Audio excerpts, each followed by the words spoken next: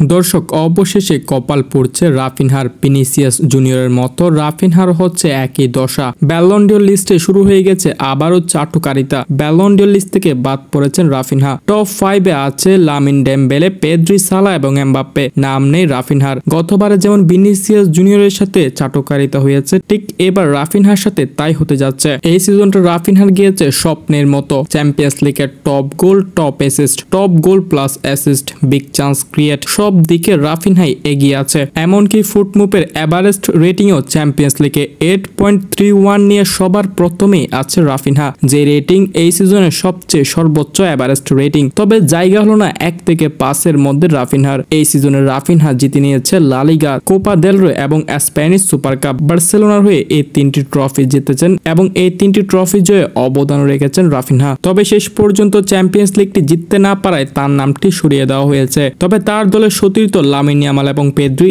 এখনো Ballon d'Or লিস্টে 1 থেকে 5-এর মধ্যে আছে, যেখানে নাম নেই রাফিনহার। মিডিয়ায় তোলপাট চলছে ডেম্বেলে এবং লামিন ইয়ামালের হাইপ। তবে এই হাইপগুলোর মধ্যে ডেকে আছে ব্রাজিলিয়ান একমাত্র তারকা রাফিনহা। মিডিয়ায় নেই কোনো সাড়া শব্দ। কি হচ্ছে এইসব? গত সিজনে ভিনিসিয়াস জুনিয়রকে নিয়ে পুরোপুরি মার্কেটিং করে শেষ পর্যন্ত তাকে আর ব্যালন ডিওরটি দেয়নি। তবে এবার তো রাফিনহাকে মিডিয়ায়ও তুলছে না, সরাসরি বাদ দিয়ে দিয়েছে ব্যালন ডিওর লিস্ট থেকে। যদিও বা রাফিনহা বলেছেন তিনি এইসব বিষয়ে চিন্তিত নন, কারণ তার লক্ষ্য ব্যক্তিগত অর্জন নয়, তার লক্ষ্য দলগত অর্জন। তিনি বার্সেলোনার হয়ে দুর্দান্ত খেলতে চান, এটি তিনি মিডিয়াতে এসে বলেছেন। তবে আমাদের মতে রাফিনহার সাথে এটা অন্যায় হচ্ছে। তাকে অবশ্যই ব্যালন ডিওর লিস্টে টপ 3-তে রাখা উচিত। দর্শক, আপনারা কি বলেন? রাফিনহার সাথে এটা অন্যায় হচ্ছে না? আপনাদের এই বিষয়ে কোনো মন্তব্য থাকলে অবশ্যই আমাদের কমেন্ট সেকশনে জানাতে পারেন।